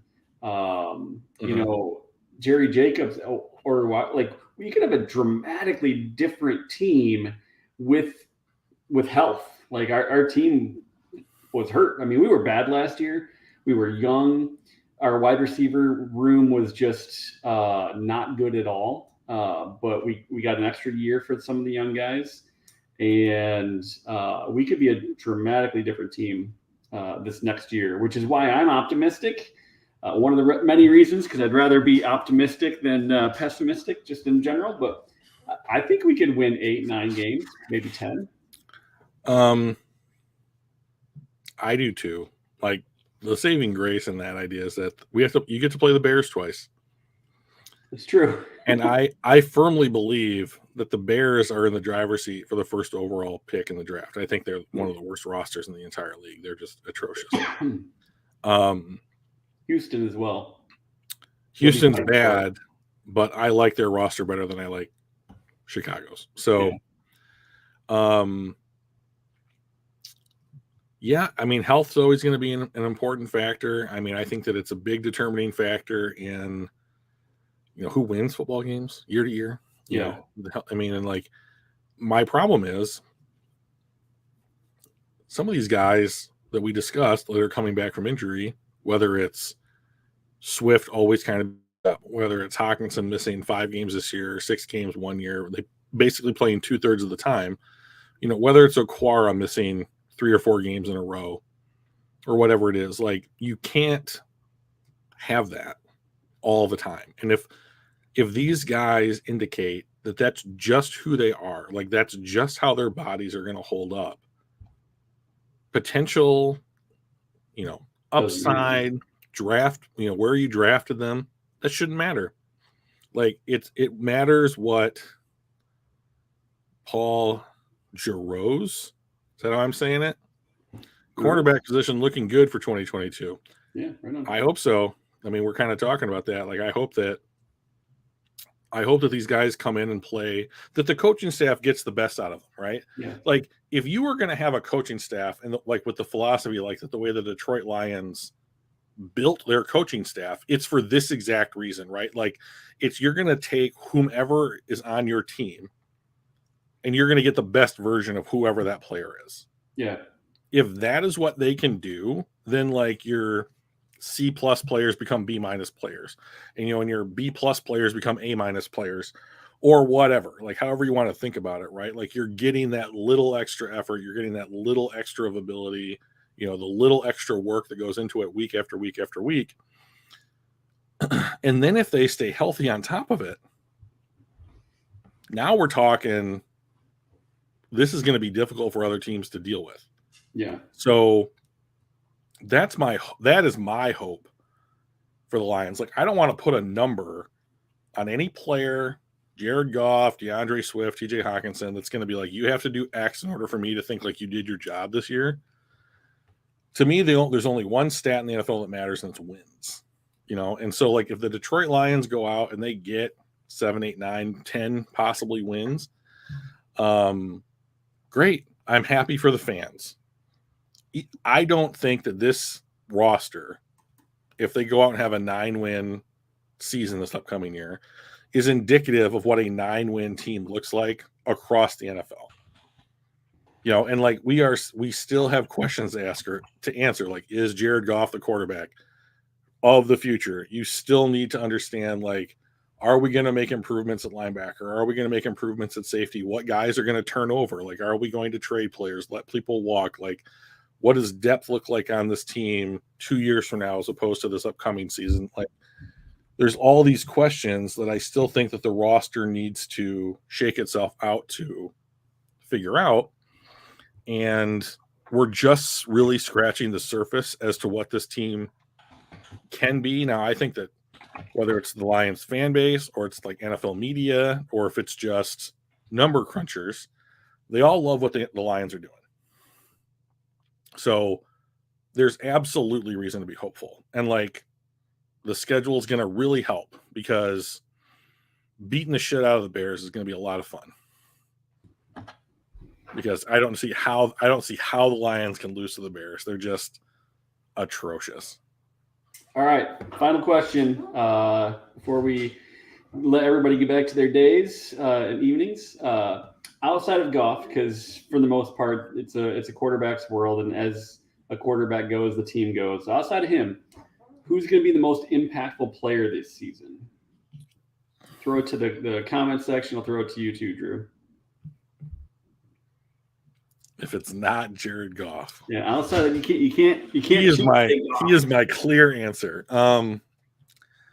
Yikes! Who's the most important player? Impactful, not important. To be honest, like my answer is like if he's healthy and he plays the majority of games, it's probably Jameson Williams. Like I think that being impactful on the offensive side of the ball is more important than being impactful on the defensive side of the ball. So I need to pick an offensive player.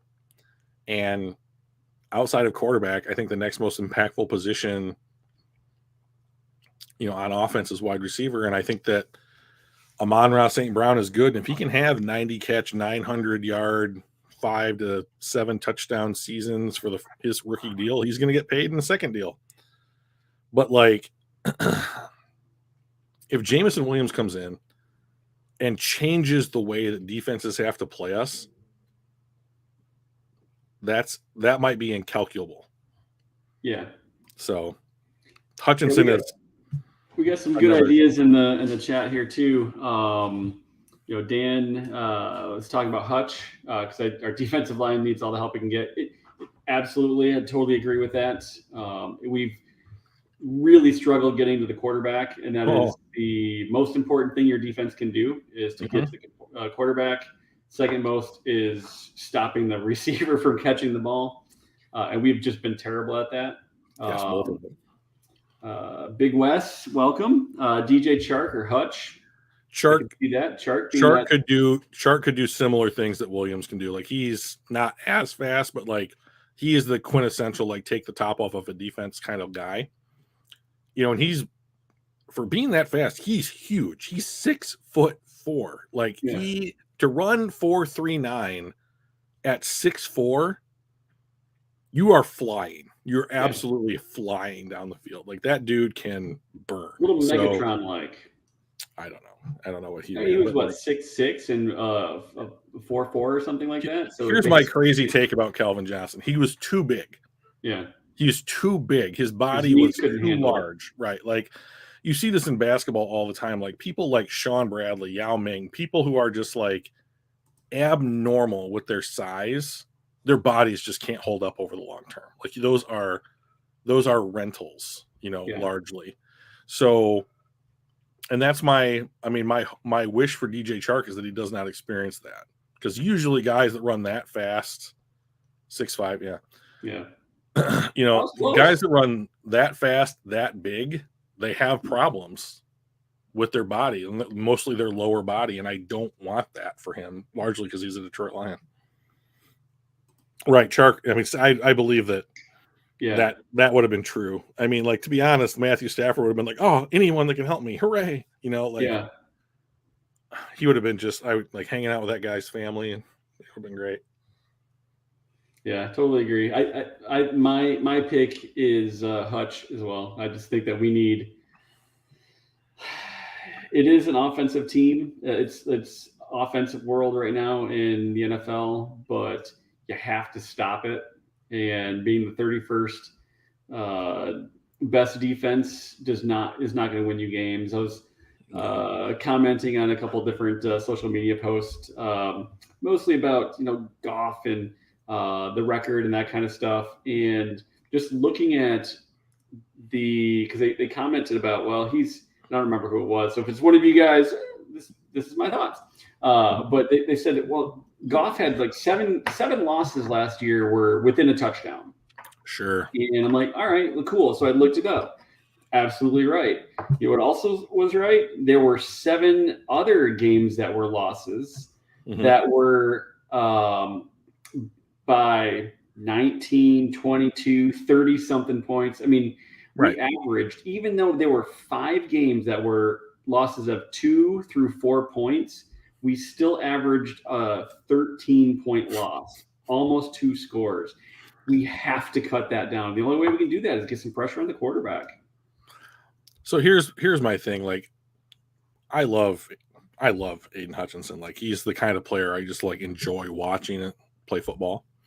I'm happy that he went to Michigan, right? Because I had the opportunity to watch him more, right? Like, that's because I watch Michigan football more than I watch other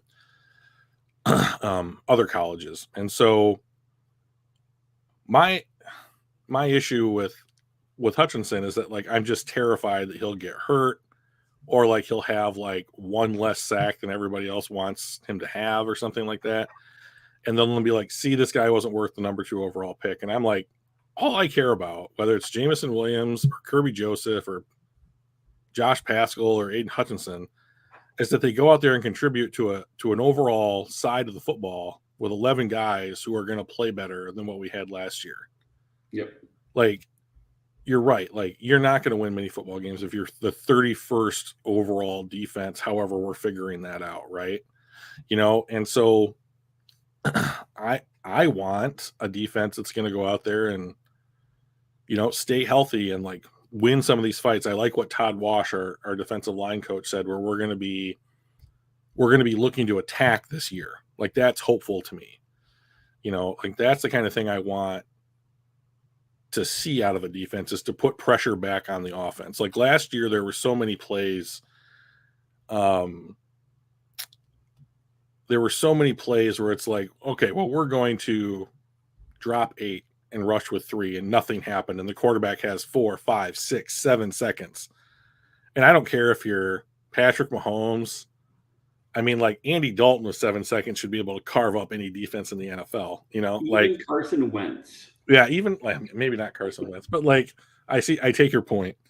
But like the point is like the more time that they have, the more opportunity that they're going to have to let that defense break down, because you can't sustain it forever, right? You're trying to sustain it for like a handful of seconds. Yeah. Yeah. So like, I see this theory all the time, and like I'm not going to put a sack total on Josh Pascal or Aiden Hutchinson or Romeo Okwara or anybody, because they're more than that total. And like you can say like, that's what they're brought in here to do or whatever. But yeah, he's here to do a lot more than just get sacks, and whether it's rushing the passer or causing havoc or just, playing the run well. Like the Lions don't have anything defensively that they can hang their hat on and be like, we do this really well. Yeah. So let's just get better at it all. And like people hold up Charles Harris as like an example of some great pass rusher, and he got 7.5 sacks last year. Okay, cool. Like that's not 9. You're holding Hutchinson to 9 because of his draft position. He's never played in the NFL. Like back off. Just like let's see what the defense does. Yeah, but to your point, he's more than the sum of his sacks, right? But Luke G, like this is another misrepresentation. That's based on positional value. Yes and no. I mean, no, it's not. I mean, like that's not. It's part of not it, an right? accurate statement. It is disrupting. It is even if it's pressures, it's sacks. Right. It's getting double teams, right? Right. Which then open up for other players. So it is definitely more than just a sack count. I mean, granted, sacks are great; they're sexy. It's an awesome stat, but I do think that it is there's 53 players on this team, right? And wins are a team stat, which is one of the things that when people are like, oh, well, Stafford's record was this or Goff's record was this. Well, yeah, but it's a team thing.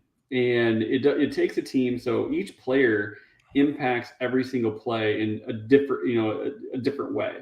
And if you can impact it dramatically, just you, that means the other 10 have an easier time. Right. So Luke G's partially right. It is sacks, but it's not only sacks. No, that's for and that's no matter what position you're talking about. If you're talking about quarterbacks, wide receivers, safeties, whatever. No, Luke, no, listen, brother. Don't fall for Mike. Don't fall for the trap. Don't fall for the trap. Stay with me. So position, it's not necessarily sacking the quarterback. It's being disruptive. That's part of it. It's being disruptive. It is being. That's why Max Crosby got an absolutely ridiculous manipulating contract. The offensive line. It's manipulating all that stuff. So I'm not going to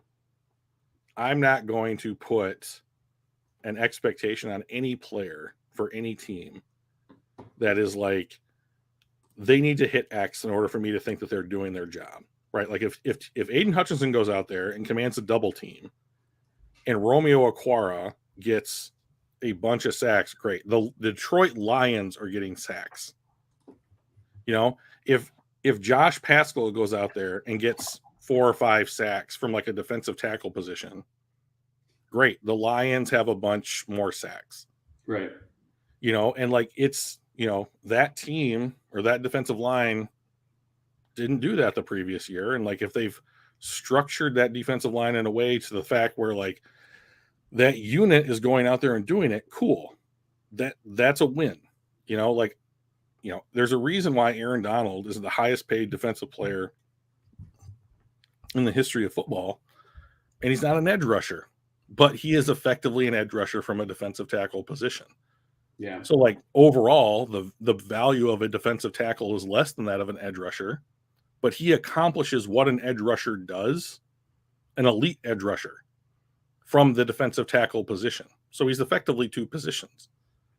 Yeah, so like was that way, but just not quite as good. So the thing about Ndamukong too, I mean, I'd love to have him back. Good Lord, I miss him. Yeah, because I didn't even mind his antics. I did mind his antics. So like, I thought they were overblown. I did not. I think that you don't do that shit. I mean, like, so like, here's the thing about Ndamukong Suh. Like, he would have an amazing demonstration of like athletic ability, and he would like get in a quarterback's face and like deflect a pass or sack the quarterback or force a fumble or something like that, and then you get a 15-yard penalty for like knocking Jay Cutler's teeth out unnecessarily 4 steps after the play was over. So I think most of those were BS. Like the quarterback, I know the play. He's running out of bounds, right? He's running toward out of bounds. He was not out of bounds. He was a runner with the football. Okay. It's I'm not going to argue a real the individual play, and plays. he shoved him from behind. Right? Yeah, he shoved him from behind, and here's the thing that makes it unacceptable to me. He got flagged for it. Don't do it if you're going to get flagged for it. Like, yeah, but how do you? I mean, like to me, I think it was a bad flag. Just don't fucking do it. If he just hadn't fucking done it, like he wouldn't have gotten the flag. Like that's the thing. Like what he did was 100% in his control, and like the thing that he did warranted a penalty. And like whether or not it should have been a penalty or not does not matter. He got it. It hurt the team. So don't do it. I agree with you in that it doesn't matter because it happened, right? It's a thing that happened, and we can't. I disagree with whether it was warranted. If you do things that don't, there's think no answer to that question. No, so if you're doing things that are legitimate legal football plays, quarterback's running with the ball, he's inbound. I don't care if he's running out of bounds or running toward out of bounds. Shove his ass out of bounds. Yeah, but the referee disagreed with your assessment, and that's the only opinion in the game that mattered. I agree. I understand that, but you can't tell a defensive player to say, don't do this legal football play because the referee might be a dumbass, right? Or like when he got a 15-yard flag for grabbing the hair of one of the guys as he was reaching for him, pulled him down. It's part of the jersey. It's legal. That wasn't a thing. Now, they didn't see that. They just saw him pulling him backwards, and they thought it was, I don't know what, but like I thought those things were overblown, and he shouldn't have. Now, the kick in the crotch or the step in the crotch or whatever, it was Aaron Rodgers. I thought no, I'm kidding. That was to me, that was like stepping over the line. But like most of the stuff I thought was overblown. So I mean, like I would agree with you if he had been penalized about it. I mean, to me, that's the thing that like Ndamukong Suh at 95% of what he was doing was still one of the best defensive players in the NFL. Like, just knock the penalties off. I mean, like those things are killers. Those are killers. I mean, they're the opposite of the great things that he brings. So I will say the comment section seems to agree with me. Oh, I'm not surprised. I mean, like, why? I mean, I'm the one that's like holding the player accountable for like the shit that they pulled. I'm holding the referee accountable to making the right call. And I think the players are the one. Was the ref right to not throw a flag in the Saints game on clear pass interference? Oh, you can do it because the ref didn't think it was bad. No, it was still a penalty. And I'm actually arguing the opposite on some of Suh's plays where you can't tell a guy don't do the thing that's a legal thing just because the ref made a mistake. It was unfortunate. The ref threw the flag and we got penalized for it, and that sucks. But I don't think Suh was in the wrong. It just was it was just an outcome because I think the referee made a mistake. I mean, if the Lions go out and lose games because of it, I mean, it's not going to matter, right? Like everyone will be in chat and they'll be like, "Oh, the refs! Oh man! Oh, they cost us those games." Well, they go down as losses, folks. I mean, like if you want to win, don't do that shit. So if he decides to not run out of bounds, it doesn't push him because it might get a flag. It decides not to run out of bounds and cuts up and gets a first down. You'd be like, why didn't he push his ass out of bounds? Well, because the dumbass ref was going to throw a flag. Sure, on a legal play, right? Those are the risks you take. I don't think you tell a guy to I think if the Chicago Bears beat you because Jay Cutler's running the ball, I think that you're probably like, okay, we're going to live with that probably, So that's a fair point. Yeah. So I mean, like, you're right. I mean, like, and if we've seen this a couple of times over the last couple of years where it's like a quarterback's like angling for the sidelines and they slow down to that trot or whatever. And like defenses, the players pull up because they don't want to get those penalties or whatever. It's exactly what I'm saying. And then offensive players take advantage of that and they turn up field. And like at some point, it's going to go before the competition committee that's being like, guys, here's this play. It's, I don't know, pick a quarterback, Lamar Jackson. And like he baits the defender into this, like the guy clearly pulls up. He doesn't want to get a penalty for like roughing the passer or like excessive force or whatever it's called. And like Lamar turns it upstream on him. Like, we're defensive coordinators are not going to allow that shit to go on. They're going to tell, like you said, they're going to tell their players like knock his ass out of bounds because we can't afford to give that up. And like they're going to have to learn how to, officiate that. And if it's going to warrant a 15-yard penalty, then you're going to get a 15-yard penalty. But I mean, like they did that in college, right? It was past year because they had Kenny Pickett with his fake slide. Like, I'm going to pretend to slide, and then it was a very well done fake. And it's going to happen. Bust it for it's going to happen one time. Like, what the hell? It's going to happen one time in college. Yep. And there's going to be a directive from the NCAA to be like, it did. They changed the rule, right? 2 games later or something? Or maybe it was. That was in a bowl game, so this, but like this can't happen anymore. You can't do it, right? So yeah, and that's smart because what Kenny Pickett did is he got one touchdown out of that. Yeah. Congratulations, Kenny. Kenny Two Gloves, you did it. Kenny Two Gloves. But like, I will forever call him Kenny Two. He threw in the hotel room. But during the combine, they were out in the hall playing catch, and he was wearing 2 sets of gloves to throw the ball in the hallway. It was just so funny. But like, I mean, that's the kind of thing. Like, I cannot believe that this coaching staff would be like, "Hey guys, we know you're playing hard, so if you get penalties, just don't worry about it." Like, if you want to win football games, a lot of winning football games, in my opinion, comes down to like who's going to make more mistakes, and penalties are mistakes. If you have an offensive lineman that's known to jump or whatever, you work with that guy to not jump anymore. Yeah. And if you have a defensive player who was aggressive, and Sue certainly was aggressive, and most of the time that worked out in the Lions' favor, but you have to be able to get that guy and say, are we going to live with the bad? Because it's going to happen more often. And like, to be fair, he did get a reputation for being we're going to kick people in the crotch and maybe step over the line once or twice here in these other ways. And like, I'm sorry, but like once you've garnered that reputation, is it the ref's fault that they flag you? No, that's your fault. You earned that. And so like now that's going to follow you no matter where you go. Like Michael Jordan got all the calls in the world because he was a great player, right? But his reputation was he's a great player, and that's how it happens in basketball. Like you get to the point with your fame and your rep and your cred where it's like things are going to go your way, and the refs are going to allow that. But the reverse is also true. Yeah. Like if you are an extremely physical player and that's your reputation and they're watching you for that really physical stuff, if it's a borderline call, it'll probably go against you. And I think that's what happened to Ndamukong Suh, and it's a real shame. But like, he's been a good player now for over a decade. If he wanted to come back to Detroit, cool. I don't want to turn away good players, but like, I don't want him to be a penalty factory. Yeah. Like, I haven't heard of him being, it sounds like he really kind of calmed down after he left Detroit. Tampa Bay, and I don't know if it was just moving around or what, but I'd love to have him back. He was, I don't know, it was Luke or Rumble, one of those guys up there, said he was kind of the heartbeat of our defense. I agree. Like, yeah, I agree too. The one year that we weren't a mid to late 20s, 30 ranked defense, we were number 2 in the overall. 2014, right.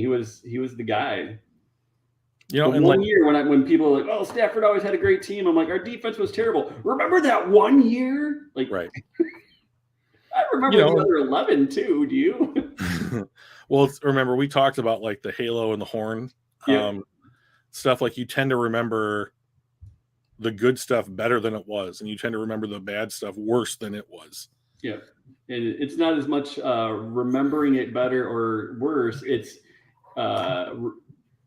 thinking of one thing and dismissing the other, seeing that one thing that you liked and dismissing all the red flags, or seeing the one big warning sign and missing all the rays of light. And I Right. think that was a little bit of Sue was in that. People saw the one big thing and missed all the rays of light. Or maybe I'm just remembering the halo and I'm missing all the red flags. I'm not sure. Yeah, I mean, like, he's a great player. I mean, he's going to be a Hall of Famer. Yeah. I mean, like, he has been largely injury free for over a decade, and like, he has certainly not been what he was, say, in Detroit and Miami when he was in, Los Angeles and Tampa Bay. But I mean, like, was he a valuable piece to like what they were doing? Absolutely he was. Yeah.